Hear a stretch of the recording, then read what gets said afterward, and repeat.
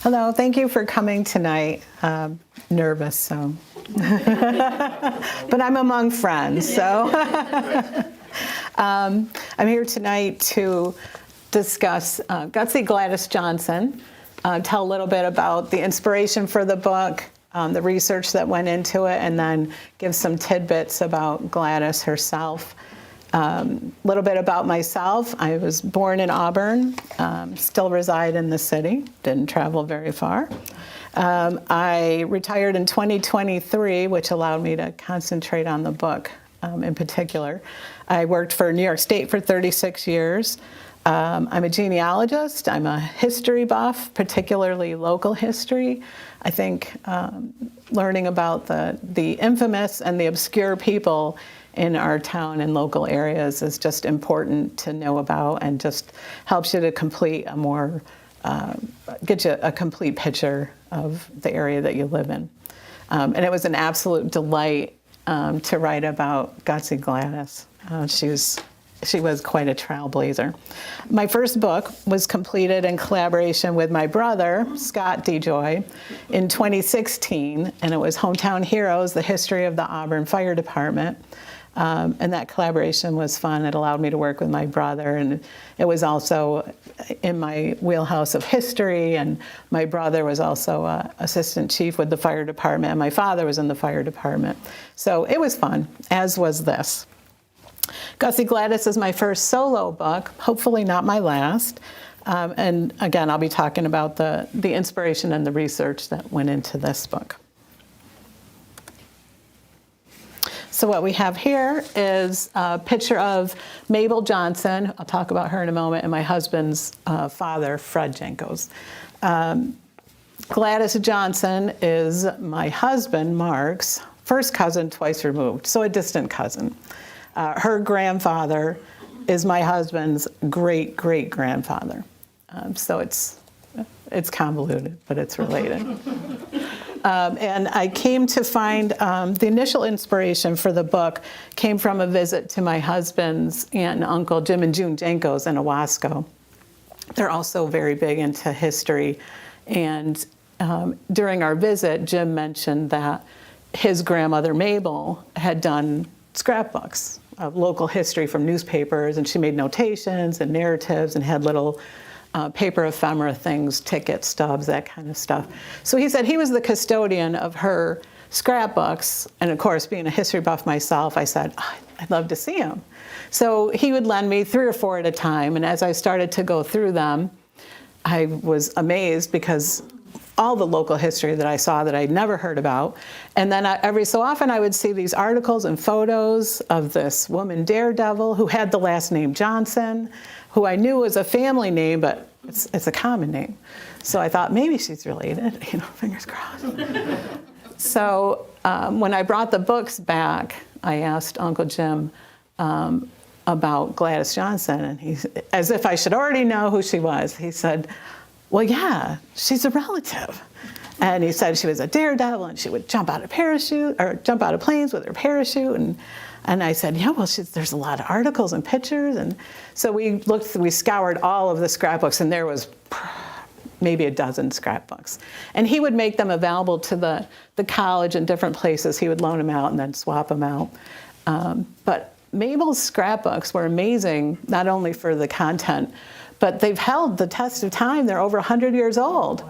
So other than some edge wear on the pages, she used wallpaper sample books. So the pages actually really stand up well to the test of time. But whatever adhesive she used really worked great. She didn't tape, because I know that's a big no-no. But she used an adhesive that really kept all of the newspaper articles in place. It was really amazing. So kudos to her. So Mabel Johnson is the one who inadvertently allowed me to know more about Gladys Johnson initially.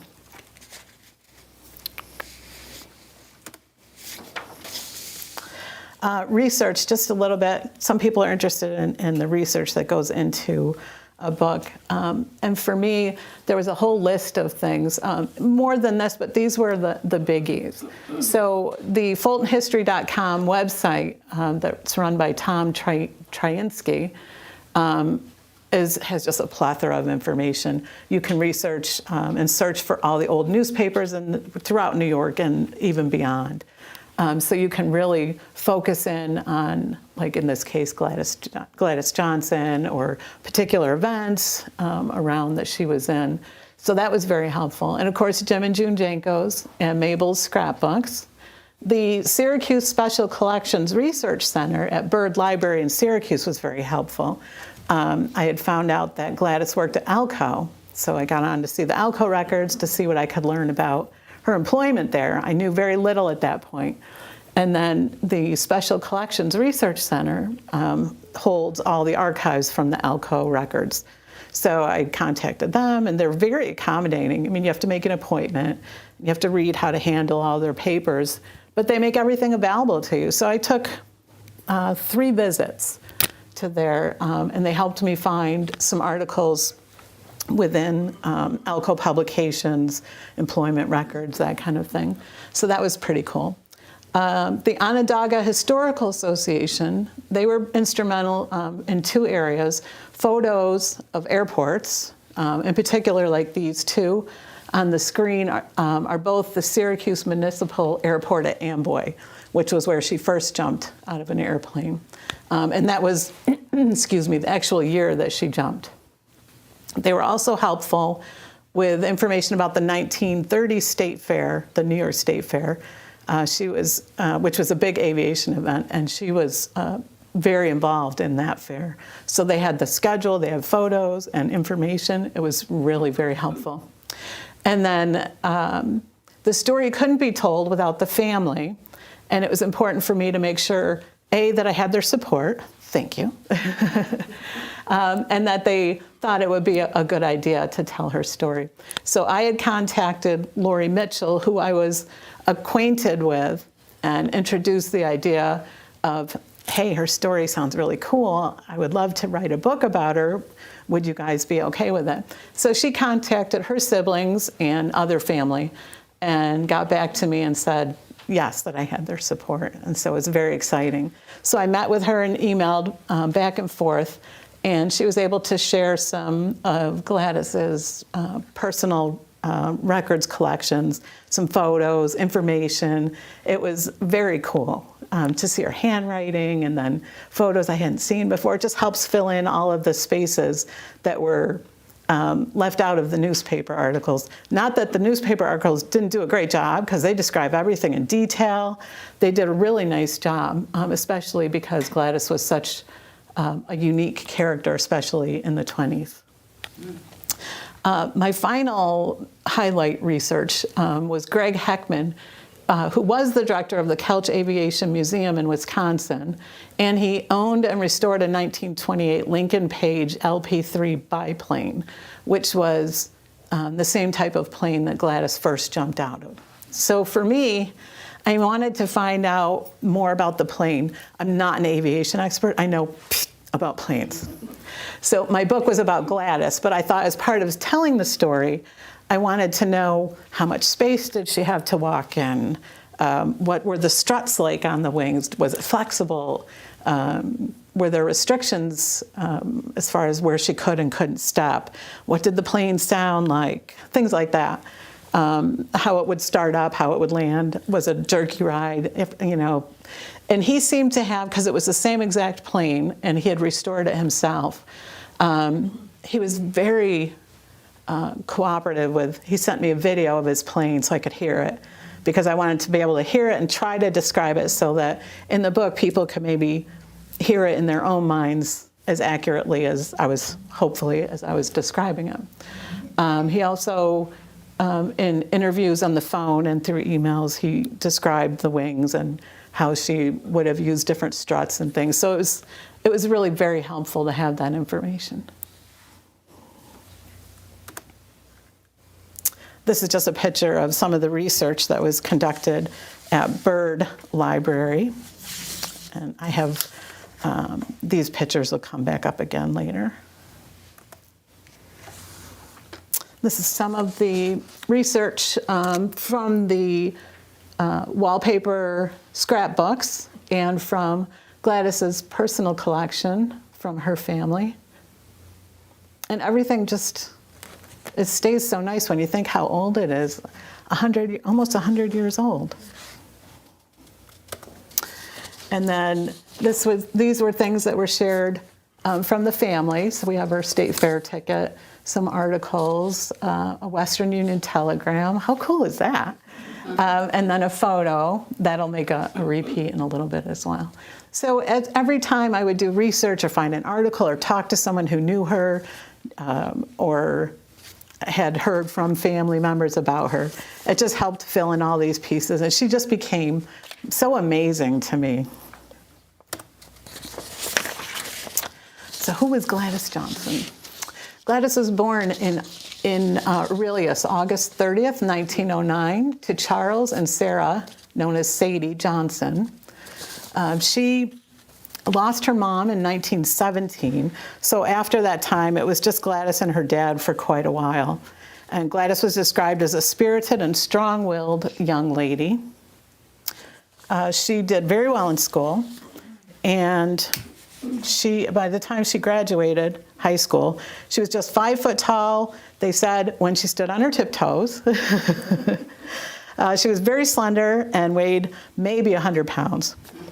She was a natural beauty. She had brunette hair. She had it styled in a bob that was very fashionable at the time, still is now. And then at age 18, her aunt recommended her for a job in Auburn, and so she ended up working as a maid for Mary Henry, who's the widow of William Henry of Henry and Allen Company and other companies in Auburn and Syracuse. So she was a maid at 128 South Street. So I just put the picture, it's a modern picture. I just put it there as a point of reference. So she was a maid there for a while, kind of following the tradition up to that point, following the traditional steps of a woman in the 20s. But that would be changing.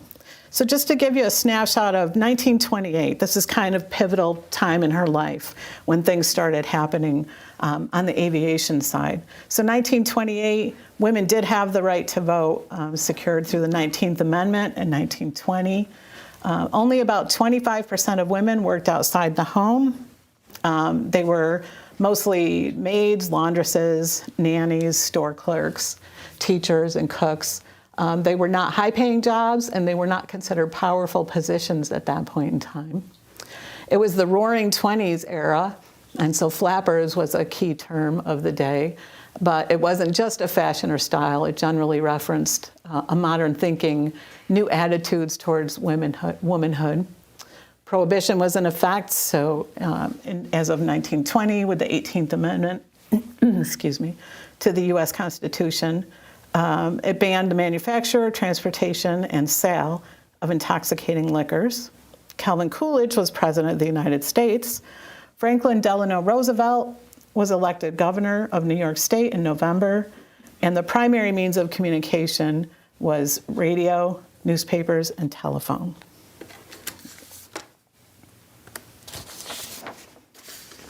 So Gladys, by all accounts, was bitten by the aviation bug fairly early in her years. She would read as much information as she could about aviators of the day, daredevils. She went to some local airports. She loved watching the planes take off and land. And she was able to secure a ride, her first airplane ride ever, July 4th, 1928 in Skaneateles, New York. She knew she was interested in parachuting. She stated in multiple newspaper articles. But before she could jump out of the plane, she first had to ride in a plane. So she had approached Raymond Surdam in Skaneateles, and he said yes, he would give her a ride. So she went up in the 1928 Lincoln Page biplane, and the ride lasted 15 minutes. And when it landed, and her responses come from newspaper articles where she was interviewed later. When she landed, she just didn't think it was that thrilling. She's like, just felt natural to be there. Didn't really do too much for me. She said she really wanted to, in her mind, she really wanted to parachute jump. It was great that she had a ride, but it wasn't enough. She needed more. So she hoped to find the thrill and excitement that she needed in a parachute jump. So she asked Ray Surdam, will you take me up and let me jump out of the plane? He said no. So she asked again. He said no, absolutely no, period. So she started going to other pilots and other airports and trying to make her plea. And it was probably in part because she was a woman. She was very young. She was 18, zero experience in aviation, just had her first airplane ride on July 4th. So it wasn't unheard of. It wouldn't be, I wouldn't fault those pilots for saying no at that point in time, but she was determined. She was quoted in the paper as saying, when Ray Surdam turned her down, the more he talked against it, the more determined I became to parachute jump. I kind of like that. I kind of like that. So she ultimately found Simon Bittner. Simon, he went by Cy Bittner. And she explained to him she wanted to parachute jump. Would you take me up in a plane? He initially was resistant, and she continued to appeal to him, and he was finally like, okay, I'll take you up. Now, Simon Cy Bittner, the pilot who would take her on her first parachute jump, the pilot, he had quite a name for himself locally. He learned under World War I flying ace Jack Ashcraft. He received flight instruction from Charles Lindbergh. He was a member of the Gates Flying Circus, so he had also parachute jumped himself. He was familiar with that action. He was known as a daring and adventurous man, and he had a reputation as the bad boy of aviation. And that might be cleaned up from what they really thought of him. So maybe he was the perfect person for her to go to and say, hey, will you take me up? Because he's somebody who would kind of buck the system. You know, it's not the norm, it's unusual. Yeah, so it was good that he supported her in that. So her first parachute jump was 4 days after her initial airplane ride. I can't even imagine. So there was an air circus event at the Syracuse Municipal Airport at Amboy. It was a very hot day. Temperature was 100 degrees. Her jump was scheduled at 6:30. It was free. She showed up dressed in her casual wear, ready to roll. Did not look aviation-like at all. She did not have a parachute, so she borrowed one from parachutist Tommy Baker, who was well known locally, and they would do many shows together over the years, so they became very good friends. The plane that she jumped out of was the same one that she had taken her first ride in. It was a 1928 Lincoln Page, and her jump was from 2,000 feet. When she went up, she had no real guidance. She had some brief instructions from Cy Bittner, and Tommy Baker gave her a little bit more information, but she said very little, kind of flying by the seat of her pants on this one. And on the week leading up to her jump, Cy Bittner started telling people, I'm taking this woman up. She's going to parachute jump for the first time, this 18-year-old. She wouldn't leave me alone. So he was talking about his woman daredevil that was going to be jumping out of his plane. And he was quoted as saying, half the people didn't believe him, thought he was joking. And then the other half just thought he was daft to even take her up to begin with. So Gladys went up to 2,000 feet, and as word started getting around that day at the Air Circus event that she was going to do her parachute jump, Guy Lanfear, I think he owned a car dealership somewhere locally, and he was also a photographer. He secured a plane separate from Cy Bittner's, and it was sort of in the area, so when Cy and Gladys took off, he was there with his quick action camera, and it's an actual photo of Gladys's very first parachute jump. I mean, such as it is, it's not great, but boy, that's her. That's pretty neat. And it was published in the Auburn Citizen, July 20th, 1928. But they said he took several photos, but that's the only one that I've seen that was actually published. So when she jumped out of the plane, she said that she initially was just kind of flailing, looking for the cord to pull, and that must have hit her hand or something. So she grabbed it and she pulled it, and the rest of it was just, she came down. It was very nice. She said that was exhilarating, and she said that she would love to do it again and again. She was hooked. So she was like, sign me up. I want to do it over and over. It really, the thrill and excitement that she hoped for, it seemed that she had found. So how historic was that for a woman to do that? Is there another woman? There were other women parachutists in the area, like Eleanor Smith, some that were Amelia Earhart. But a local girl who was doing it, she was the only homebred girl that really was doing it at that point. And here we have a picture of Cy Bittner and Gladys Johnson. So you can see, and that was her first jump, and she's just dressed very casually, but she's gorgeous. She's just a beautiful lady.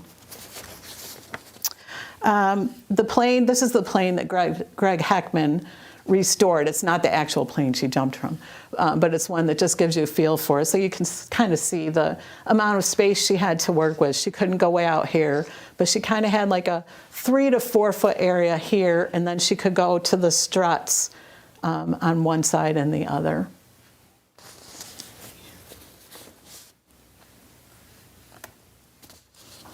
And this is from Gladys's personal collection, and I love the notation, just first parachute jump. And, you know, all pictures from back then, I think you had to hold still forever. But it's great that it captures, you can see people, you can see the biplane wings, and it's just pretty amazing.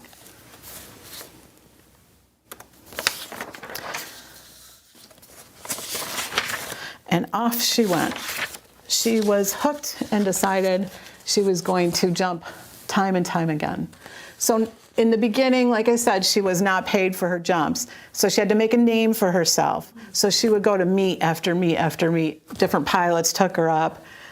So she traveled around the Northeast. She did very well. She was very successful. And the newspapers loved her. You know, she's young, she's beautiful, she's successful, she's doing something that's really unheard of in the area. So she was doing really well. As 1929 approached, she started being able to secure payment for her jumps. And I'll tell you what she was paid when we get to that. But so she really had to work very hard.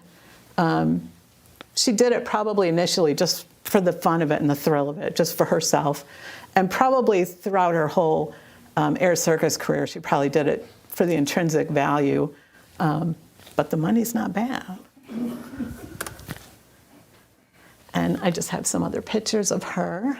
So you can see as she started going on, then she looks more aviator-like. So she's got the goggles, she's got the leather helmet, the jodhpurs, the tall boots. This is the picture that ultimately landed on the book cover because it just speaks volumes. I feel like she's just like looking in the air, and she's got her gorgeous hair. She just looks stunning. And then this is her at Springfield, Vermont. This picture will come up again in a little bit, but she's standing by a Ford tri-motor plane. I love that picture too. So by now she's traveling all across the Northeast United States, and I still, even to this day, every so often I'll see a new newspaper article that shows a place that I hadn't known that she jumped from. But in different other newspaper articles, she said she traveled across the Northeast. So I've added other states where we've seen that she's jumped, but she would go from one end of the state to the other, just on the fly. She just loved what she did.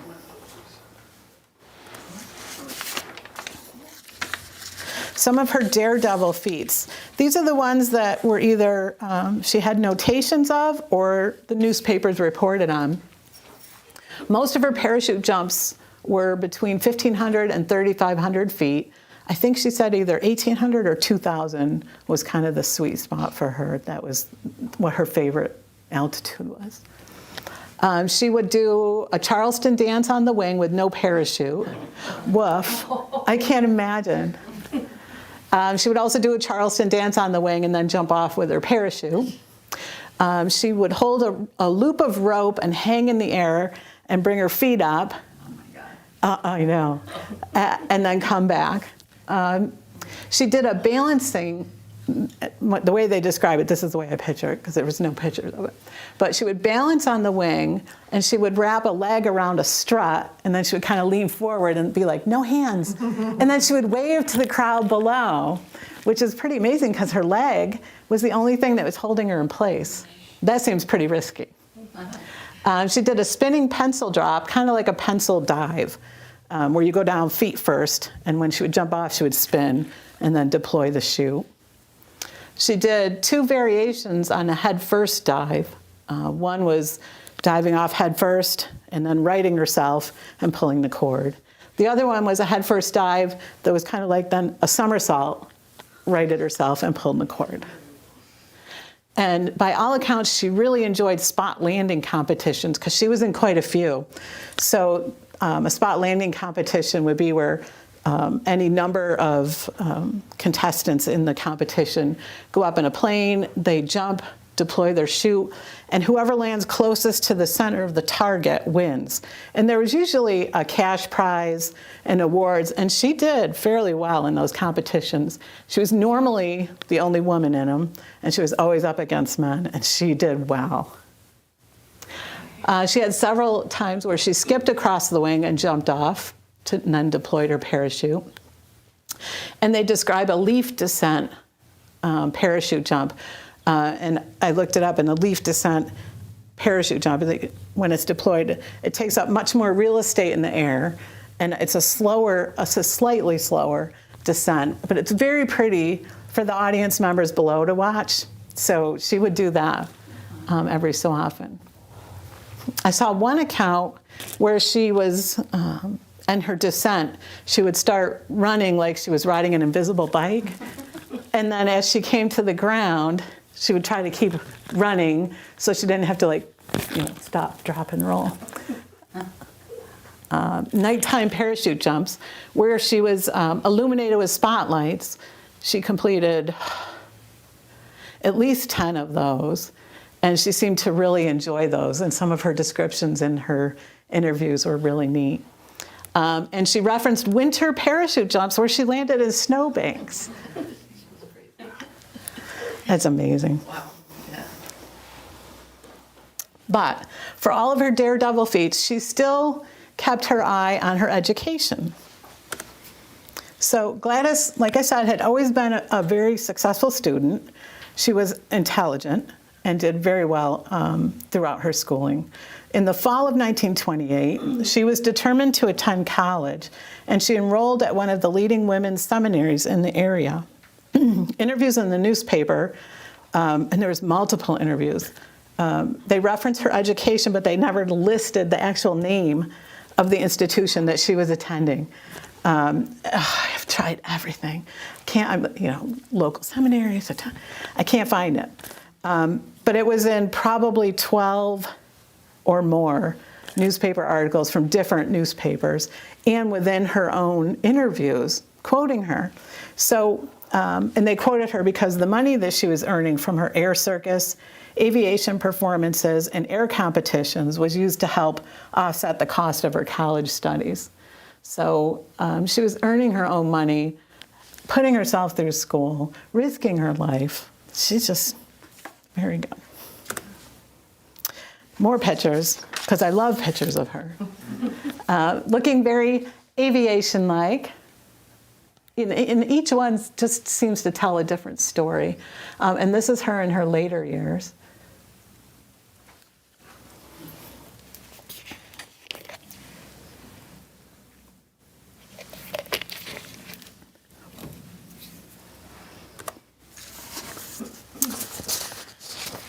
But Gladys also liked to give back. She did not, in interviews, she said she wasn't comfortable in big crowds with microphones, but she liked talking to small groups of people. And she was very interested in what people thought and if they had questions, how she could help them. And in particular, Gladys was at the Glens Falls Air Meet at Floyd Bennett Field, May 30th through June 2nd, 1929.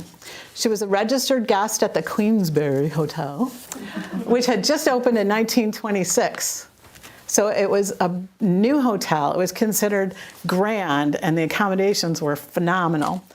So I found period photos that show the Queensberry, the lobby at the time, and then a typical guest room in the hotel. Who wouldn't want to stay there? So Gladys arrived in advance of the air meet, and on the evening of May 29th and on the morning of the 30th, the first day of the air meet, she held question and answer sessions in the lobby, and the newspapers reported that they were well attended, that she fielded questions wonderfully. People were very happy to have the opportunity to interact with Gladys.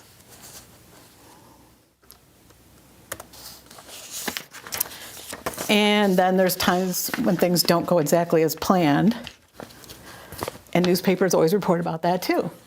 We're the Montgomery County Fair in Fonda, New York, on September 2nd, 1929. Weather was kind of working against them. There were high winds, large gusts, and her and the pilot had a discussion. Should the event continue? Should we bag it? They decided it's probably okay, let's go ahead. So they flew to her favored altitude of 2,000 feet, and she jumped, deployed the chute, and then kind of immediately knew something was off. The wind was swirling around her. It was just gusting her one way, then the other, spinning her around. So she had to make multiple corrections, attempted multiple corrections, but it seemed to just drag her through the air, and she was just sort of out of control, but she kept trying to make corrections, the limited ones that were available to her with the parachute. And as she continued her descent, she saw the Mohawk River below her, and then it was unavoidable. She was going into the river, and she landed with a big splash. But there was an additional problem, because Gladys could not swim. Not a stroke. This is a modern day photo, but I was curious how far away the Mohawk River was from the fairgrounds. So the fairgrounds have been expanded over the years, but they've always essentially been here. So I'm not sure where she landed in here, but it was adjacent to the fairgrounds. So she landed and could not swim. And the result was that the parachute lines started to come down around her, and she got tangled up in them. She bobbed up and down in the water. You can just picture it. You start to choke on the water, and you can't get your bearings. Your legs are probably all tangled up in the parachute lines. It's bad. But she maybe didn't seem to panic, besides trying to keep her head above water. And luckily, 2 New York State troopers jumped into the Mohawk River and did rescue her to shore. And in later years, she would reference this particular day as one of the few times that she was really afraid. And she was quoted as saying, "The only time I was ever really frightened was when I made a jump on Labor Day, 1929, at the Fonda Fair and landed in the Mohawk River. I can't swim a stroke, and the water in that river is particularly wet. Prompt action on the part of the New York State troopers assigned to the fair saved me, because the parachute was swiftly drawing me under. But aside from swallowing lots of water, I was little worse for the experience." So I had a happy ending. And she was not one to let it control her or take her down. The very next day, September 3rd, 1929, she got back into a plane. She went up to 1,200 feet and wing walked without a parachute and completed a greater number of daredevil activities than she would normally do, maybe to get her confidence back, to boost herself. No, she still got it. So that was pretty cool. And by 1929, she was securing $50 per jump, which today is the equivalent buying power of approximately $925. So once she made a name for herself I mean, she was risking her life. But it was good to know that she was rewarded for it. Would she have had to pay the pilot and take her out? I think the pilot was paid separately, if I recall. I saw some other cablegrams where the air circus would secure pilots and jumpers and then kind of pair them together because she wasn't always with the same pilot. I think they just assigned them. So I think they got paid separately. Thank you. This is the Miss Albany Ford Tri-Motor plane. Gladys flew in it, and she also jumped from this plane. And I think it must have had particular interest to her. This is at a Springfield, Vermont air event because she had photos, notations, and other memorabilia in her personal collection. So it must have held some particular interest to her. The Ford Tri-Motor plane, like I said, I don't know much about aviation, but the Ford Tri-Motor plane is noteworthy because it was constructed of all metal and had sheeting core metal of duraluminum and coatings on each side of the wing. Made it resistant to corrosion. And on the outside of the ring, it has this corrugated metal, which made it very unique and also helped with extra strength. And the flight controls, I guess it's noteworthy. The flight controls were all metal rather than fabric covered. And here's a poster of the event. And we can see that Gladys is named. She's now a headliner. Mm-hmm. She's not an add-on, she's a headliner. And then here's another picture of the Miss Albany plane. Of note, the Miss Albany plane was later rechristened Miss Liberty by pilot Lou Rikers. And during an attempted transatlantic flight, the plane crashed just off the coast of Ireland. So Lou Rikers, the pilot, he was fine. He had minimum injuries. But the plane was never recovered.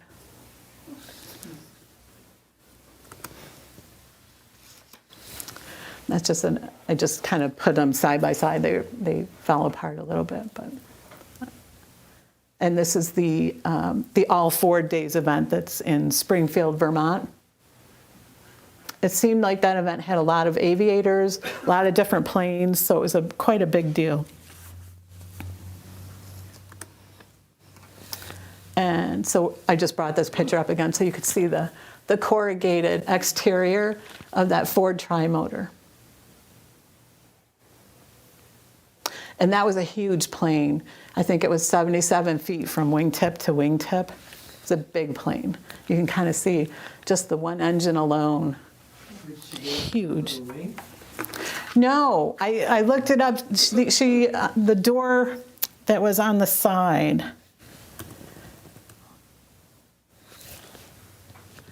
She would go out of there.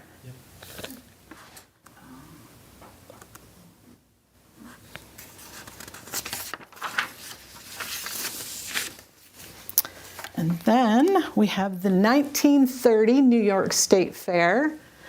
Again, like I said, it was heavily aviation themed. They cleared the track out back and made it a runway and a display of aviation. It was famous ships of famous flyers, and they brought in all these famous airplanes and flying machines from local and not so local aviators. Some of them went right from Syracuse, the New York State Fair, to the Smithsonian. So it was really quite a big deal to be able to see something like that in person. So lots of aviation in that 1930 State Fair. Just another picture, another angle of that 1928 Lincoln Page biplane. So you can kind of see the struts on the wing.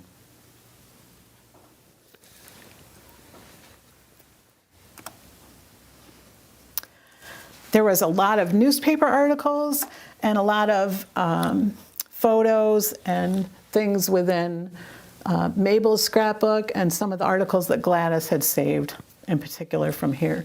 You can see her, she was listed as an assistant for the New York State Fair for her ticket, and there's her signature. So she surely had the opportunity to see, certainly, but probably to meet some of these other notable aviators.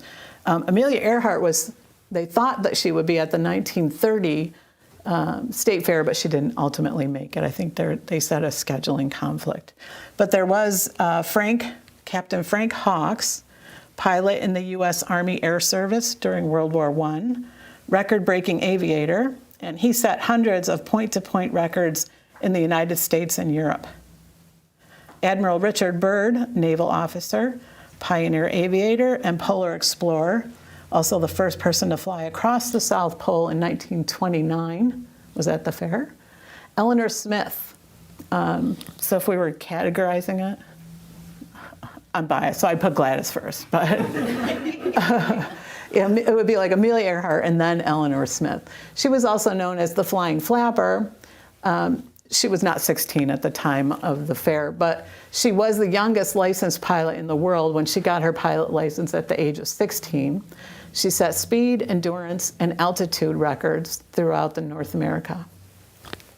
And then they also had Aaron, also known as Duke and Diavolo Krantz. He was an endurance flyer, and he, during the fair, changed from plane to plane in midair. I can't. Gladys did a ton at the fair. She completed a simultaneous parachute jump with Tommy Baker. He was the one that she borrowed the parachute from with her first jump. And like I said, they were friends, longtime friends. She was a witness at an aerial wedding that occurred in the air between Hart Bowman and Elizabeth Jones. She was in one plane with another witness, the bride and the groom and the pilot. And there was an escort plane that had family and friends nearby in the vicinity of that.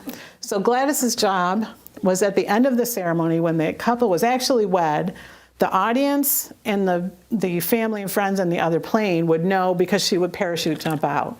So they were wed, she jumped out, executed it beautifully. There's some very nice write-ups in the paper about it. It just was very neat. She performed daredevil shows every day of the fair. And sometimes she would do more than one jump a day. She would do 2. She did hold question and answer sessions at the Boys and Girls Building. And she was quoted as saying she really enjoyed the excitement that the kids had and that they came up with really good questions for her. So it's nice to see that in a theme for her, periodically she liked the give and take of information and questions and sharing what she knew with people who were interested. And she performed in night aerial shows with illumination from spotlights and knew, at least to the New York State Fair and definitely to Gladys, was the audio transmitting via microphone to the ground. Rudimentary for sure, but to be able to hear the pilot, the audience could hear the pilot, and the audience could hear Gladys, which had never been done before. So that, I mean, she wasn't comfortable with microphones, but still, that had to be really cool. And then there was another headline. Everybody, many newspaper stories were written about this. I think the Associated Press picked it up. Gladys was at the New York State Fair. Again, it was a windy day, lots of gusts. Her and the pilot got together and they discussed what they should do. They ultimately decided the show must go on. Of course. She wasn't a quitter. So she went up, I think it was at 2,000 feet. She jumped out, deployed the chute, again, immediately knew something's wrong. The wind was just throwing her around left and right. Now she's at the fair. There's lots of people everywhere. So she's sort of trying to make the corrections and maintain control. It's not working. She sees herself headed towards the Ferris wheel, which is moving. And she's trying to make her corrections. Luckily, they said the Ferris wheel operator saw her course, her projected course, and stopped the ride. They didn't get all the people off, but I mean, she's descending. There's only so much you can do. But they stopped the ride, and so all of the passengers had like a bird's eye view of her descent, and it was, she was spinning and kind of just you could see, I imagine, that she was making corrections and trying to get control back. She avoided the Ferris wheel completely and continued her descent, but she was unable to do much more because she was getting so close to the ground. She ultimately landed on a circus tent, and the newspaper reported that she bounced up a little bit. She landed back on the roof of the tent and then started to fall through. She was getting tangled up in the lines, and the parachute was coming down on her. But as she was falling through, one report said she saw the sandwich board that advertises what the circus sideshow is. And she saw that she had fallen into the fat lady's tent at the circus. That's headlines. So they were saying that they'd never seen anybody move so fast as the fat lady at the fair. Which is weird to say today, but. So she was on the roof of the tent, and ultimately the air event manager came over and helped free her from the mess.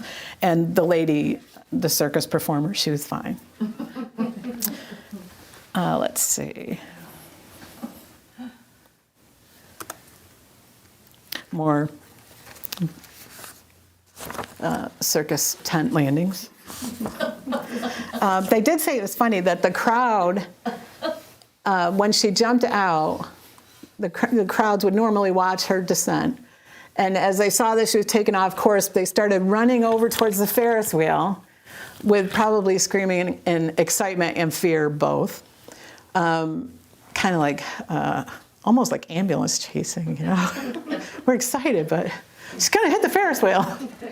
And then they followed her back down to the tent. So and just more and more of the crowd, they said, joined as it kind of followed her right down until she landed. At the end of 1930, New York State Fair newspaper reporters interviewed Gladys Johnson.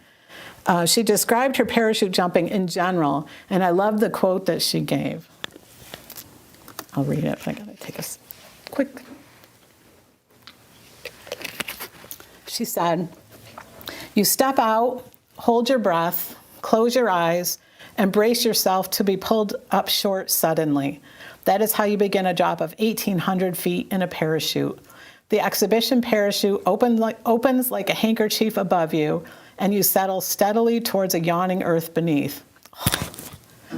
No matter how slowly you go down, the ground still seems to rush up to meet you.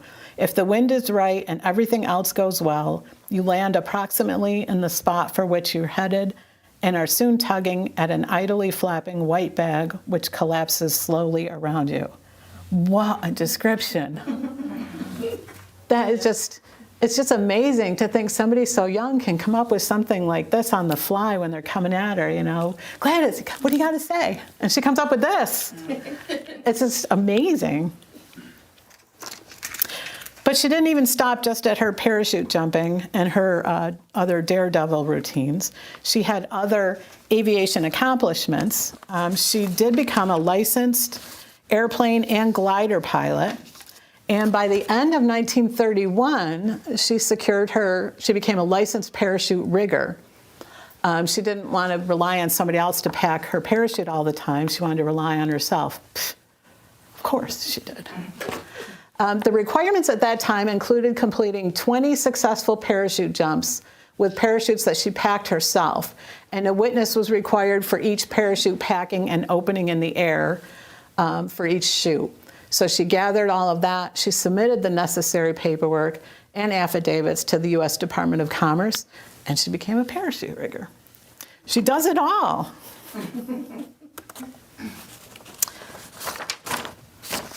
Her final jump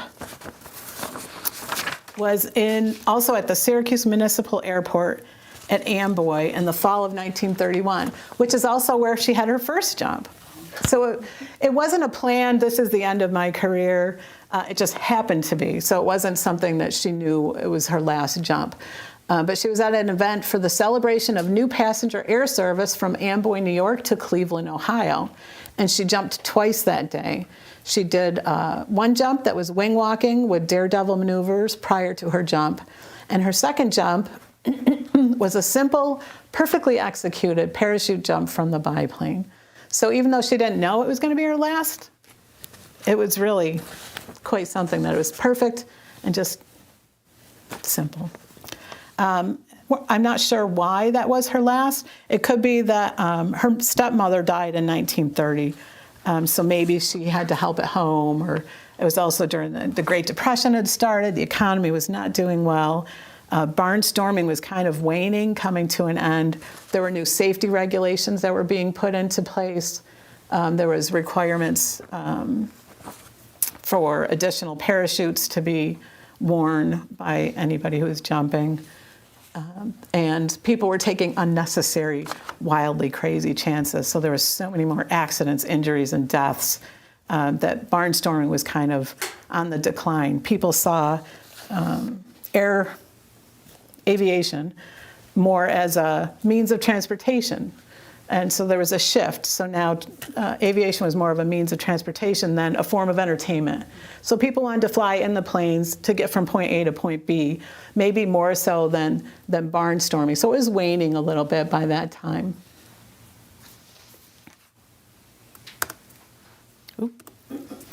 So Gladys completed more than 100 parachute jumps during her 3+ year air circus career and had many wing walking exhibitions additionally. Her daredevil performances were well documented. We're so lucky that the newspapers covered it so well.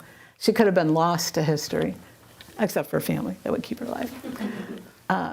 They were well documented due to her unique nature. A woman in the field of aviation continued to attract attention, especially in the central New York area.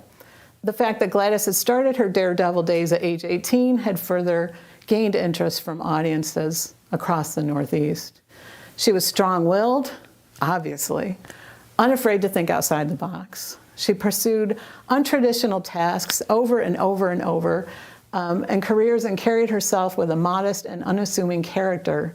She chose to be a parachute jumping daredevil, not for the accolades or the headlines, and that comes through from her in interview after interview. You know she's just doing it for herself. She appreciates that people are grateful for being able to watch her in action, but you could tell, very humble.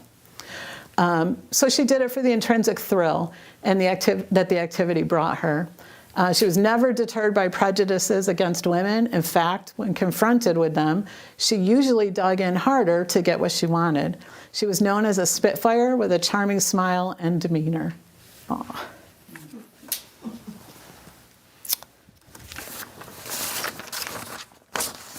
After 1931, after her last jump, but before World War II started, Gladys worked as a waitress at Tim Flood's restaurant and the Auburn Diner, both located in Auburn. And it was during her post-Daredevil days that she obtained her pilot's license. And in fact, she piloted for several years around the United States and Canada. And then when World War II began, Gladys wasn't done. She enrolled in essential war jobs training courses through the Auburn NYA War Production Training Center under the direction of the War Manpower Commission.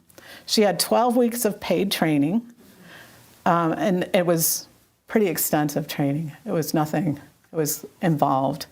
Courses were held at both the NYS centers and Auburn West High School. Her training resulted in actual production of war materials and completion of war orders for the U.S. Army and Navy. She excelled at sheet metal and fabrication.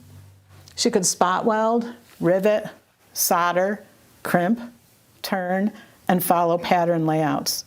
She was also educated in blueprint reading, shop math, machine operations, and use of hand tools.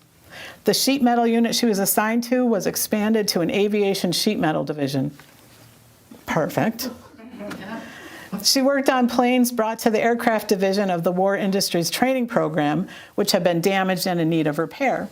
So they would repair the planes that were damaged as part of, what do they call the hospitals? A learning facility. So as part of a learning facility, and then they would fix the planes and then send them back for the war effort. And in July 1942, After 400 hours of War Industries training and work within the aviation sheet metal division, Gladys obtained a full-time position at Alco. She was one of the first 4 women employed in the Alco plant aviation department. Wow. Wow, she just continued from start to finish. She was just a standout woman. See why the book had to be written. Gladys was proud of her opportunity to assist in the war effort. She was placed in the No. 3 machine shop and was featured several times in Alco publications, The Diesel News, and Attack. She also received a radio salute during the Kate Smith radio program for her help in turning out vital war material for Uncle Sam.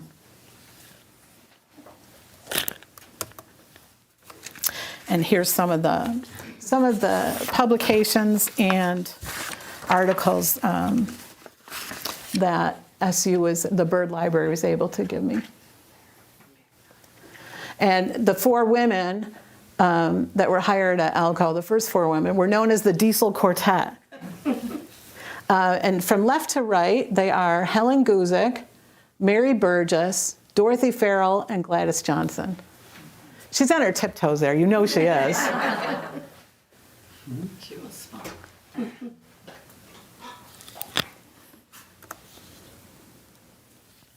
And this was an article about the training that occurred. It was in Gladys's papers. I just loved that she wrote, went through this course, then went to work at Alco, and then she kept it. And it described everything that she had learned. And then another newspaper article about the Alco women, the Diesel Quartet.